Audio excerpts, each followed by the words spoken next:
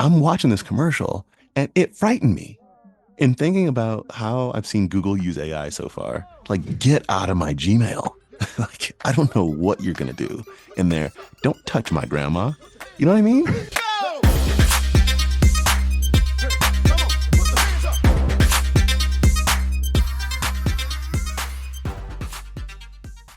This podcast contains the arguably witty banter of two friends, Skippy and Doogles, that like to debate about investing.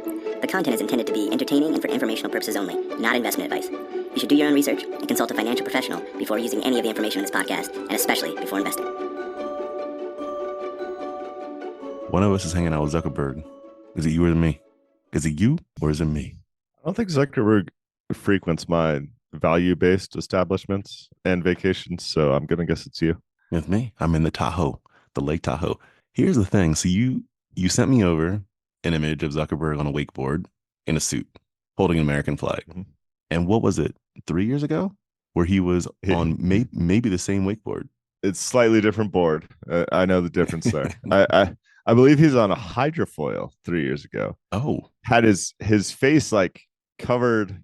He looked like a ghost because he had so much sunscreen on. It looked like his mom applied his sunscreen in the previous post. And the cool factor, I mean, I don't know that Zuckerberg ever gets to cool. Like that's strong, but it's aggressive. The difference between these two photos is striking.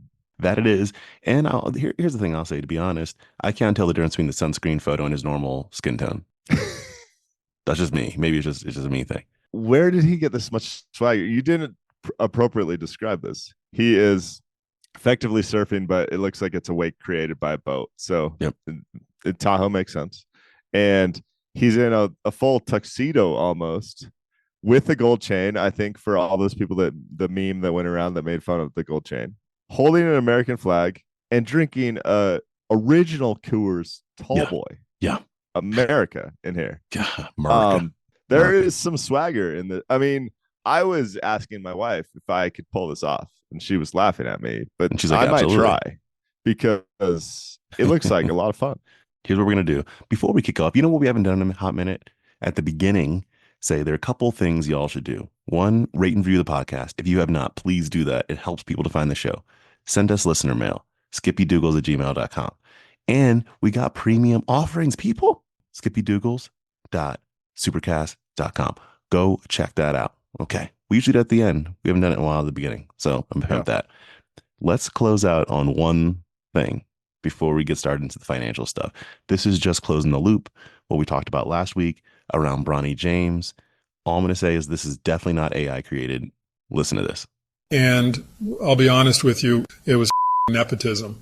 You have to understand that JJ and I didn't want to pick him, but LeBron didn't give us a choice. He told us either the Lakers pick Bronny or he would demand a trade to the Celtics. LeBron said he'd go for a three-peat with Jaylen Brown and Jason Tatum.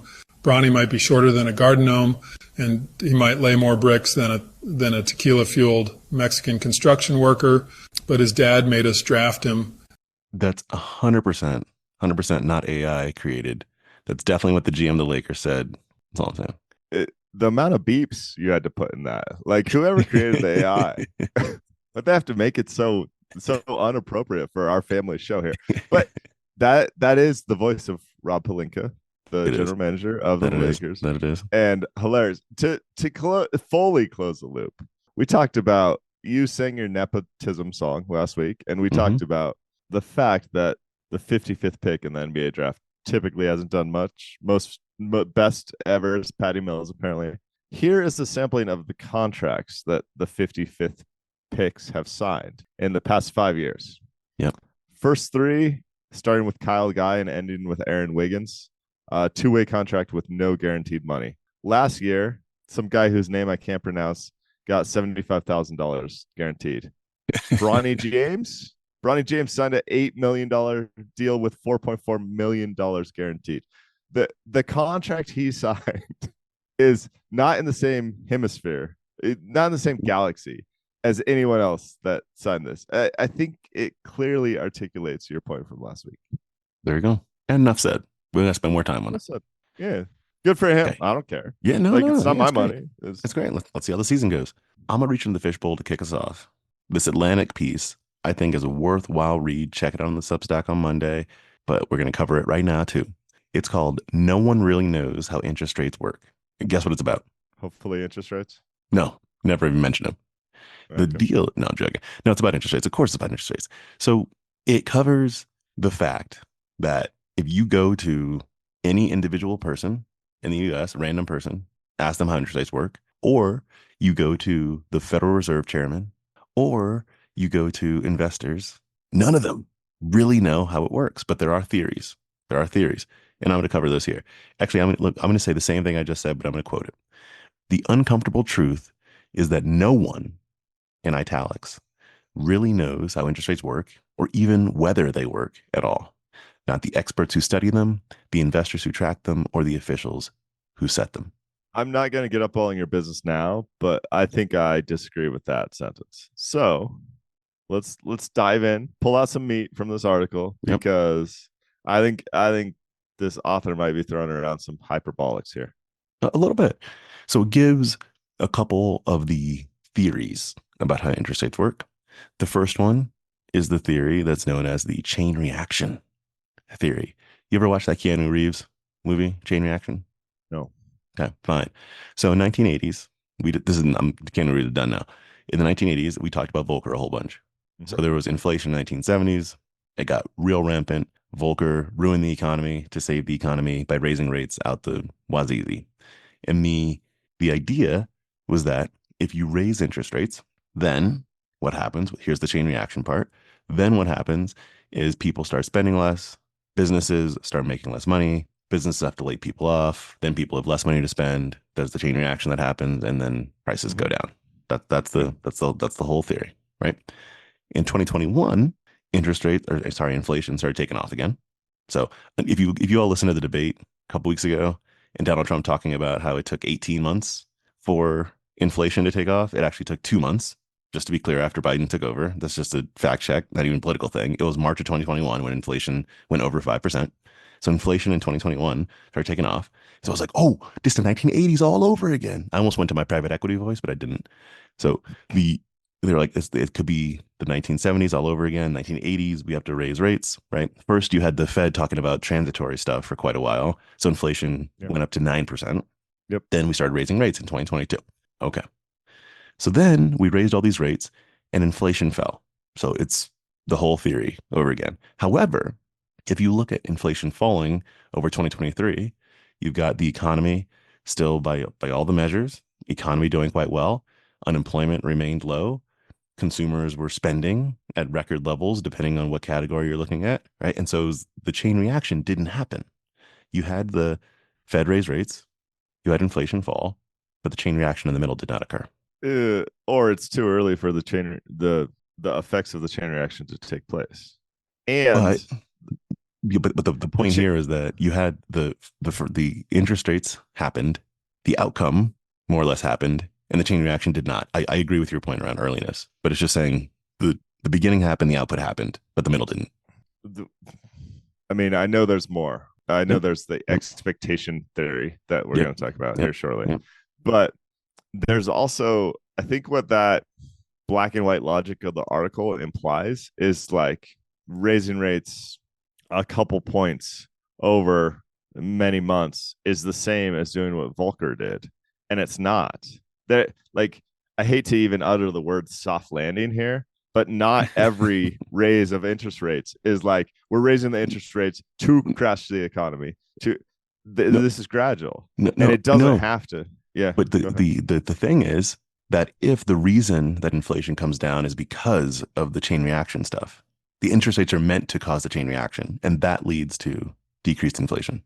So if the chain reaction didn't happen, what led to the decreased inflation? Well, the severity of that chain reaction can vary, and there's gray area there. That's all I'm saying. Yeah.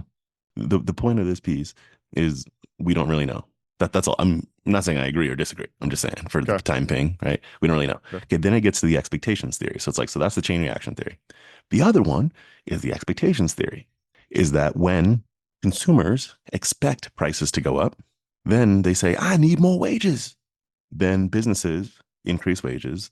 That then leads to more inflation. And what Volcker did, if you follow this theory, what happened with Volcker was not necessarily the chain reaction. It was more that Volcker raised rates to such a high level that consumers were like, oh, actually prices aren't going to keep going up. Like I get it. The breakdown of this theory is that if you go back to the first thing that I said was the average individual person doesn't really know what the federal funds rate is or what that means for like what Tuesday at 9:30 means for them, right? So it's really difficult to believe that a consumer gets the specificity of interest rates, but maybe you can believe that they get I think it calls it the vibes. Like they get the Yeah. economic vibes that are going on, right? They That's the expectations absolutely theory. get the vibes. The vibes hit you in the face everywhere. I mean, even for Except, people that go ahead. except, yeah, I'm coming back in. Except the thing that we've talked about on this podcast a whole bunch is that if you go to people and ask them basic economic questions about the vibes that are happening right now, 56% of people say that we're in a recession. Those are good vibes for this article. Yeah. Those are the Fed putting out vibes that Oh, could be. easy money's done. Could And be. they put out such good vibes, Doogles, that people think we're in a recession when the economy's great. Yeah, yes, could be. All right, now I'll let you go. I just find this utterly unconvincing, and I'm struggling to come up with the right analogy. So I'm going to start with a really stupid one. This is like someone putting water on the stove and bringing it to a boil and being like, well, I see the water boiling, but I have no one on earth knows how this water boils. It is impossible to know. Like, of course. Okay. So, of course, let's talk about the Volcker era rates because it's just easier. It's more black and white. If rates go to 17% or something, and contrast that with like early 2020 in the zip era when rates were zero, the choice you have when you have money in the bank with zero interest rates is nothing. It's to speculate on goods. That's the only way you make a return. This has been well documented.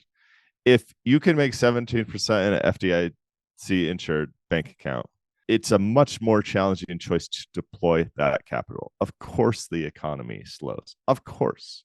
There is a common sense component of this where I'm going with the boiling water analogy is I don't really care. I know how math works. I know how the human brain works. And I know that there's a trade off in every financial decision that is made. People aren't as good at making those financial decisions as economists thought they were 60 years ago.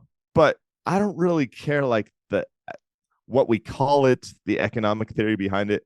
I can use some common sense here to say that interest rates change the way people deploy their capital, and that impacts the economy. Sure.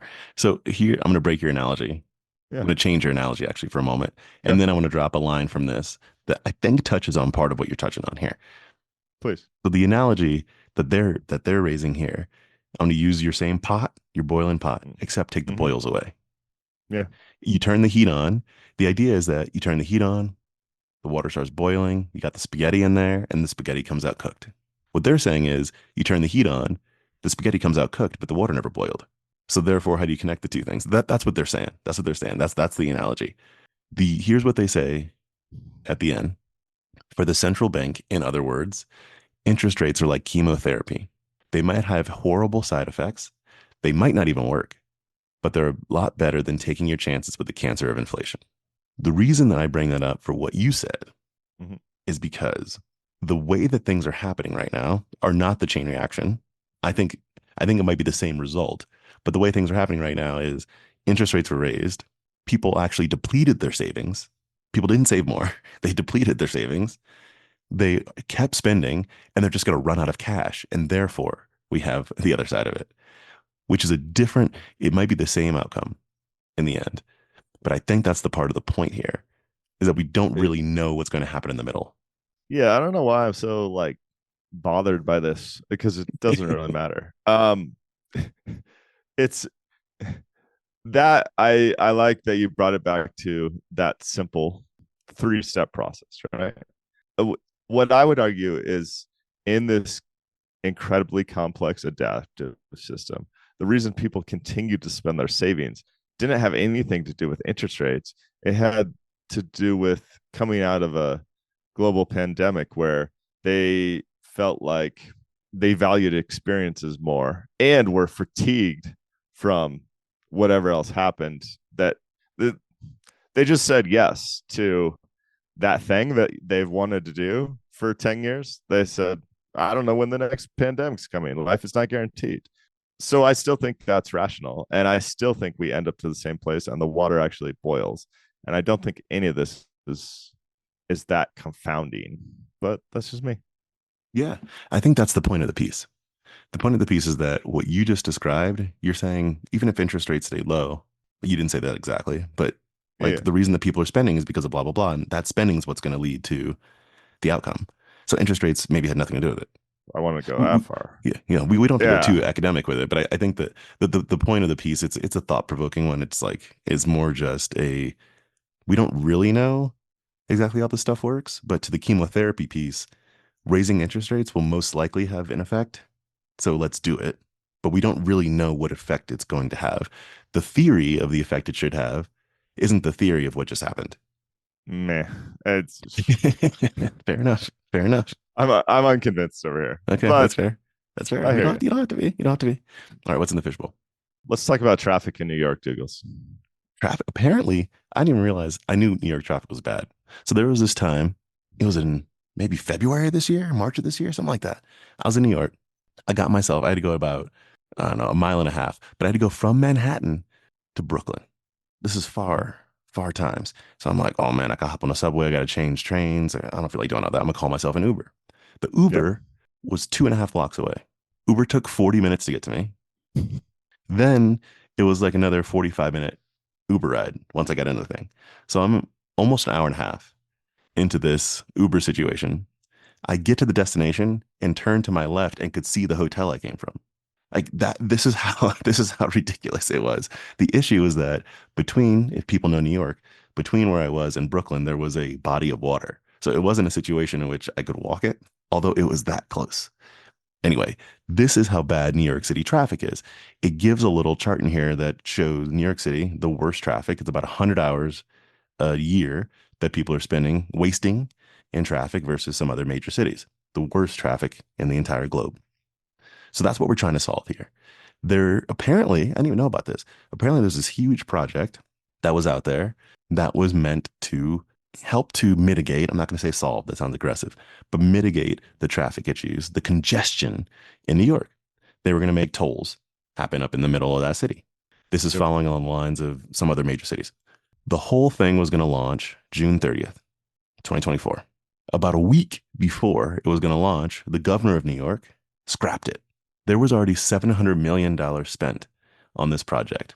And she came out and just said, like, it's done. Much to the surprise, okay, that's how surprising it was, is that was a surprise. Much of the surprise of the people that worked for her. So this wasn't a planned thing, it seems. And the person that runs the MTA, the Metropolitan Transit Authority, apparently was livid about this because their budget in the future had all this toll revenue that was supposed to be coming in because of this. And now she just scrapped it. And so they're like, our budgets are done.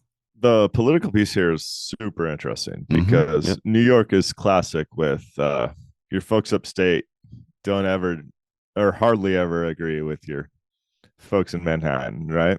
And your governor up in Albany, it's just a different world. So it makes me wonder what happened behind the scenes because it seems from this piece, Douglas, it seems like there's still lacks clarity as to why you would make this decision. Yeah. From 200 miles away. Yeah. Partly to your point, I didn't realize that the governor could make this decision. First of all, like I didn't realize that. And why, especially without her lieutenants knowing did it happen? No idea. I think the idea here is simply to like tie economics to better connect supply and demand, right? Because there's a lack of supply, which is and an abundance of demand of cars, which is why the congestion's so terrible. There's a graph in here that shows all the places, to your point, where you can bike more quickly than you can ride in a car. And it's like what looks like 40% of the city is you'd be better off, in some cases, even walking, but certainly biking than you would trying to drive. Yep. It's fascinating to me. This one, I basically want to see what the next twist and turn is, because if the folks in the city still want this to happen, is there any chance that this gets legislated, voted on? I don't know. To go to what we said before, I'm not even sure of how it was canceled. Yeah. So it's a little bit confusing there. The other thing that was confusing to me here, so I mentioned $700 million was already spent, work done. Apparently, $555 million of that was cameras. Can you educate me on how, what is that? 80% of this budget was cameras? I mean, I think I know. One, they're paying government prices, and I'm sure there's lots of waste here. But I assume the way this works is they want to charge tolls across the entire Manhattan grid, right? And there's no like toll booths there. So I think to implement this, you're using cameras to basically track every vehicle on every street across the entire island, and then assign tolls based on the movement of those specific license plates. Okay, so then Sounds expensive to me. another $33 million was spent on a customer service center for 100 employees. Come on, it's NYC prices. So I hope maybe it's hold on. I hope my friends at Yeah, SL Green, Green are making yeah, money on that real estate. Come on. maybe a part of this was the governor just saying like, okay, let's do this project, but it seems like the spending that we're having on this project is not the governance of the project is not particularly good. So let's reimagine it. I don't know, I might be giving her too much credit, but that seems a little bit weird to me. When commercial real estate prices are at rock biddy, you're spending $33 million on a 100-person customer service center. Yeah. Yeah, Not, just yeah. that's the least bit shocking. This entire article to me. I honestly think this one is a wait and see, because I don't think the Okay. story's over yet. We talk, I've been ranting about AI spending, and if the return on investment looks good here. The thing that's the most baffling to me is this happened the week that this project was supposed to go live, if Yep. I understand Yep. correctly. Yep. So you're at the point, we talk a lot about sunk costs. You're at the point where your revenue number goes from zero to not zero. This is the finish line. And this is not a charging people money to use the roads has the benefit of bringing revenue in the door, but a larger benefit of hopefully making the city navigable, because it should make less people use the roads. I mean, It should make that's you the be able purpose. to get travel 1.5 miles in not 1.5 hours. Like, that's the whole benefit here. We'll see. I think you're right. I think it's a wait and see situation. So we'll wait and see. But there are a few points of confusion that maybe more light will be shed on over time. Yeah, for sure. Can I reach into the fishbowl and grab on to your point you just raised again that you've raised many, many times around the cost of AI? Yeah, please do. There's this piece that Sequoia Capital came out with, the venture capital firm. It's called AI's $600 billion question. David Kahn. Whew. I read this and I just said, skip it a doodah. This is partly, at least, what you've been saying for a hot minute here, is how is this justified? So where the $600 billion comes from, and David, I can't remember when, but let's call it a year ago, roughly, put out something that was about AI's $200 billion question. That has now increased to $600 billion because of the increase in CapEx. The way he calculates this is he takes NVIDIA's run rate revenue, multiplies it by 2 to reflect total cost. So that includes stuff you've discussed, like energy, buildings, all that kind of stuff. Then multiplies it by 2 again to reflect the 50% gross margin that the end user would have to get. So implying that they're going to make some money on it. And then you say, okay, a 50% gross margin is like a pretty killer assumption. No, come on, I want 80% gross margins. So, but in the real world, Doogles. Yeah. Yes. This would be good. That's right. That's right. Okay. So then he's saying, okay, so there has to be a $600 billion market in here. And as we discussed, we got OpenAI with $3 billion in revenue. And what else? Right? Like, if that's the major player. And it's not saying that this will never happen, but that's why it's the question. That's the question. One point that I love here is he says one of the major rebuttals when he came out with the $200 billion one was that, and he quotes, GPU capex is like building railroads. So eventually, when the trains come, oh my goodness, I'm fitting to go to Santa Fe. I'm fitting to go to LA. You're right. It's going to be beautiful when the trains come. Yeah.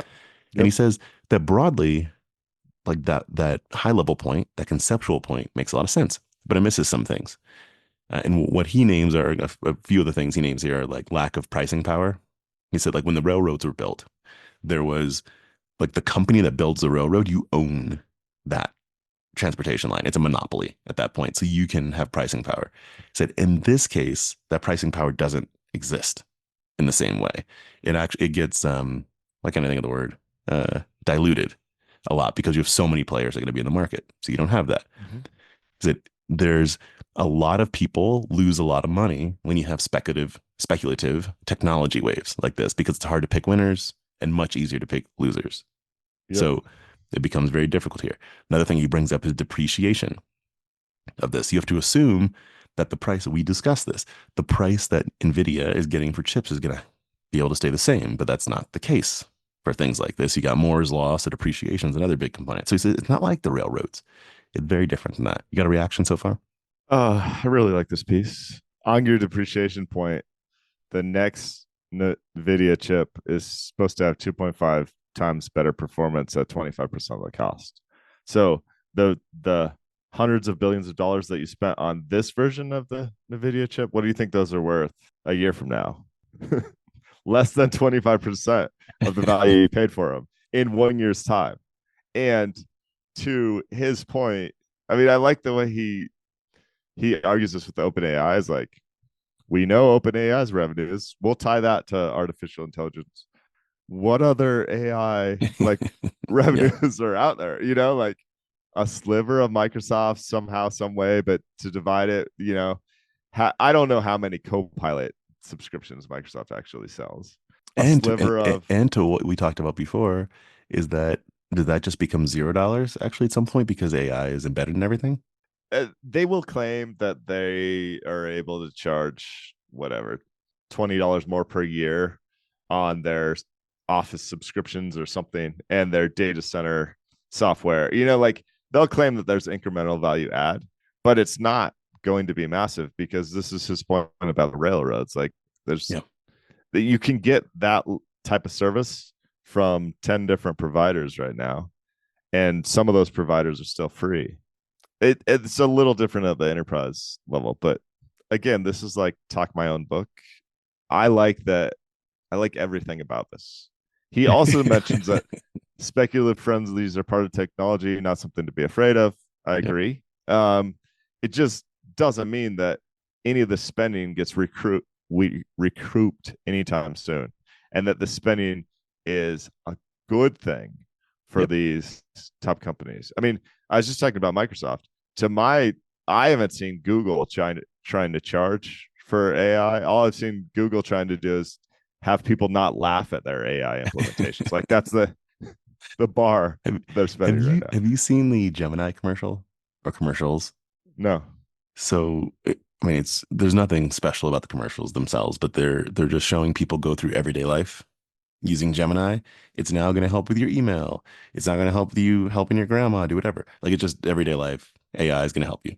And I'm watching this commercial and it frightened me. In thinking about how I've seen Google use AI so far, like get out of my Gmail. Like I don't know what you're going to do in there. Don't touch my grandma. You know what I mean? It's like, what is this?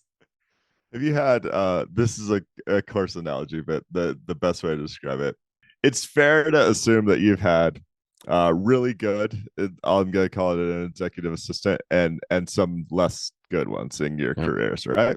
Yep. The less good ones, in my experience, actually make life worse and harder and like more stressful. And that's when I see the Gemini stuff around, it's gonna look at my emails and try and schedule my flight or something. I'm just going, you were gonna mess this up. It's gonna make my life Yeah. 5 times worse. Like, yeah, get your hands off Yeah. my email here. Exactly. It's gonna be like, don't worry, I've already told David that you're gonna land in Chicago at 2 p.m. I'm like, I'm not going to Chicago. Like, what? I'm on vacation this That week. that flight is Frontier. Are you kidding me? uh, I uh, love this line. Going back to the piece, I love this line. We need to make sure not to believe in the delusion that is now spread from Silicon Valley to the rest of the country and indeed the world. That delusion says that we're all going to get rich quick because AGI is coming tomorrow, and we all need to stockpile the only valuable resource, which is GPUs. Again, Jensen at NVIDIA, I think, has handled this all perfectly. I think he's literally pitching a perfect game right now. And mostly because he's selling shares of his company like crazy. And so is the rest of the insiders there. Because it's a mania. Like, it clearly is a mania. And especially if the next round of chips are 1/4 the price and 2.5 times better, all the money that just got spent probably never gets recuperated.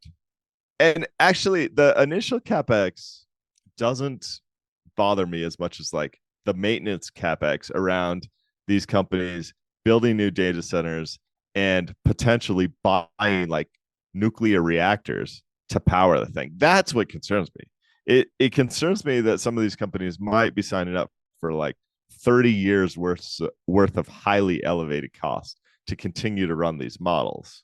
The one-time expense for companies with incredible balance sheets like Microsoft and Google, really no big deal. I agree that the amount of spend that they're talking about now might be no big deal. What I don't know is this is one of those what I'll call cost of success type situations where if there's an amount of spend that they have up front, the capex they have up front, but there might be like an amount of maintenance, I'll call it spend, that Yeah, they yeah. need to keep going. And if that becomes something that is not incrementally valuable to them, but something they actually can't let go of, they could golden handcuff themselves into oblivion. Not all of them, but it's a possibility. They go, in order to run this business that we've now created, we need to keep funding these nuclear power plants. However, this other company over here has realized that they don't need to fund the nuclear power plants, and so we have See, to, but they don't have to. Like, yeah, I think actually at some point this means that the time for those uh, big tech companies is like will more quickly end because it might not be next year, but at some point the smaller players are going to figure out how to use generative AI. Maybe that Microsoft did all the heavy lifting on to build platforms that can compete with them that are nimble and quick yeah, and cost 1/10 as much. That's where I think this is ultimately headed. yep, agree. It's a good piece. You can see this on the Substack too. What else you got? Perfect. I want to switch gears. I came across this piece. I don't know the author at all. The author is Joe Nucera. And I'm just going to talk to it really. He talks post debate about the picture here is so great. It's basically someone trying to look straight ahead and two hands covering their eyes. And the piece is largely about how damaging it is when media tries to almost gaslight you, when media tries to say, I know you witnessed X, but that's not actually what happened, right? So in the case where a comet hits your town, if your town's newspaper comes out the next day and says, actually, this was not a comet at all. The um, government was doing some testing, and you're like, wait, I just watched this thing. He talks about it with the debate, and some of he talks about Morning Joe here, but some of the more left leaning media acting like they can just talk over what happened in the debate with some lapses and challenges on Biden's side and say that it doesn't matter.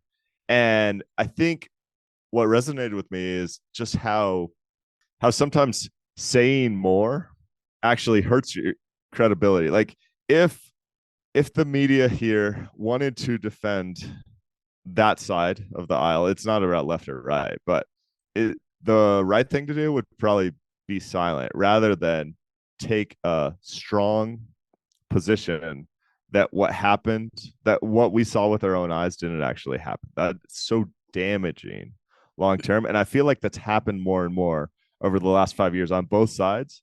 And to me, that almost is the main cause of the distrust of your mainstream media that has happened recently. Let me give you an example. This is from a tweet I saw from Joe Rogan, which Okay. oftentimes I'm not like, oh yeah, Joe. But so, but so Joe, this cracked me up. Joe Rogan sent a tweet. It was to a New York Times article. And the title of the headline for this article is, "For Joe Biden, what seems like age might instead be style. In this respect, the president has something in common with Beethoven, Wagner, and Martin Scorsese." Joe Rogan's the tweet he says is, "Oh, okay. I feel better now." That's a great example because that's largely what this piece is talking about. It mentions spin pieces, right? That say, like this quote, the level of engagement from the president was uneven. No, it was bad. It was a bad performance. It's okay. Just say it and move on. Yeah. This idea and politics is the thing here where people are irrational. And I think at this point, everyone knows they're irrational about facts when it comes to politics. But like it's gotten so bad. Yeah. I liked it. I just thought it was a really nice, fairly articulate way to explain um how damaging it can be to say something that we all know is completely untrue. Yeah. You know who did this really well was Bill Clinton. Bill Clinton would lie to you, and you knew he was lying, and he knew that you knew he was lying, but you all just kind of said, all right, like I trusted Bill. We're just not good at that anymore. I feel like where you put that out there, and I'm like, you're lying to me. I know that you're lying to me, but I don't actually know that you know that you're lying to me. And like that's the problem. We all need to be in agreement on the lies, or else this doesn't quite work, and it destroys credibility. I think that um that analogy cracks me Yeah, up. Yeah, I think the problem is that the media is never supposed to lie to us, they're supposed to be objective. That right? that went away a while ago. And Yeah, so when that happens, but it's not Bill Clinton, it's the media, you just go, yeah, this is complete garbage. Why? And then on top of all that, so much of the researched and fact checked media requires that you pay for it these days.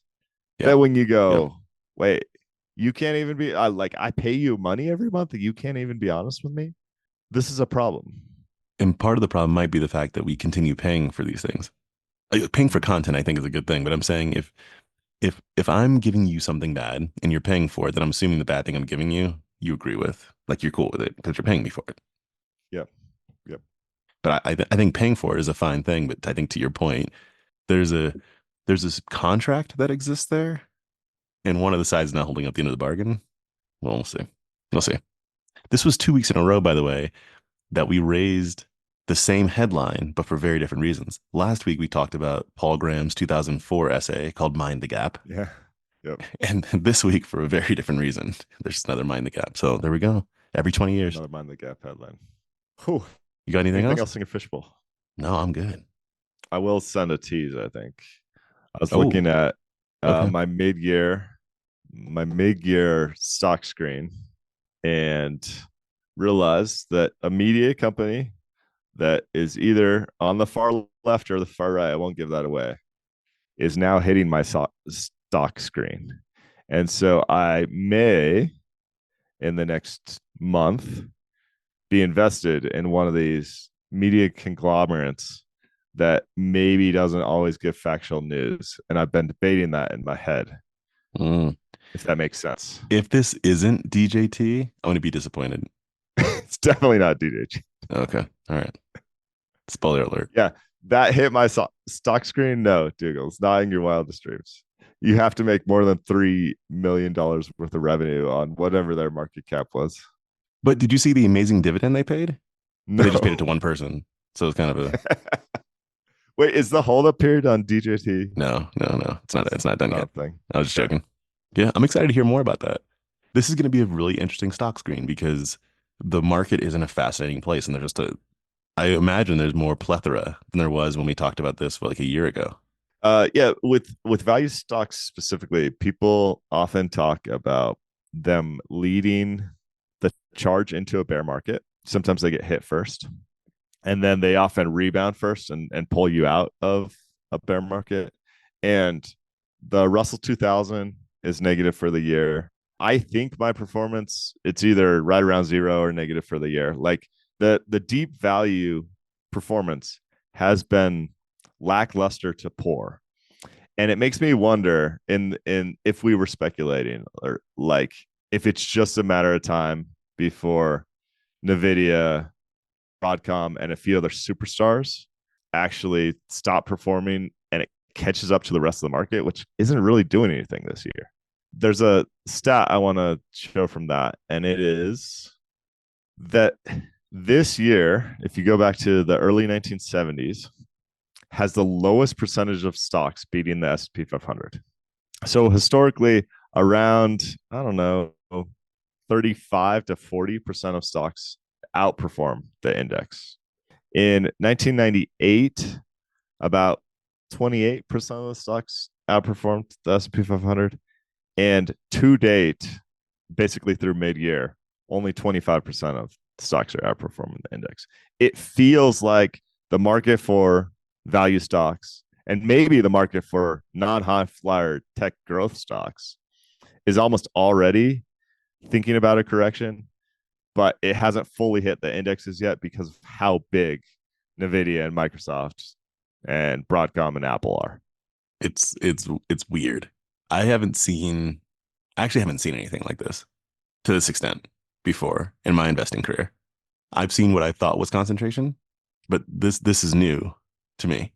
When I was looking across like the last quarter that I had of my stock performance, I was like, yeah, Broadcom, get you some. And then I looked at the rest of the portfolio and I was like, ooh, that's interesting. Like none of y'all could do anything. Not a dag nab thing. Nothing. Like Yeah. like yeah, it's really weird. And it's across like my portfolio. If you ignore the concentration of it and just like look at the industries across it, it's like diversified from an industry perspective. Not, and so I was like, I've got, you know, power tools in there. I've got healthcare in there. I've got, and like none of it was actually, that's not true. Outside of Broadcom, there was one industry and that was HVAC. Yeah. I believe it. I mean, like 3 years ago, the stock market was at all-time highs, or the U.S. stock market, S&P 500, and I was running my quantitative value investing screen, and I was like, Doogles, there's nothing there. There's like three stocks, right? Everything's pricey. Right now, the S&P 500 is still effectively at all-time highs, and I have like 20 to 25 names hitting my list. There's a bunch of cheap stuff out of there. And then there's stuff we talked about last week, like Nike. There's revered companies that also have had very poor performance over the last 5 years, last 10 years, and certainly over the last 12 months. So it's crazy. I feel like there's a lot of cheap stuff out there, but we're still at all-time highs. It's just like it's a completely disconnected market. It's weird. There's a few high flyers and there's everything else. We shall see. I look forward to hearing more from your screen. We got to do that premium episode soon. That's right. Great, guys. Well, thanks for hanging out with us this week. Happy 4th to all our listeners in the States. And we'll talk to you next week. Bye-bye.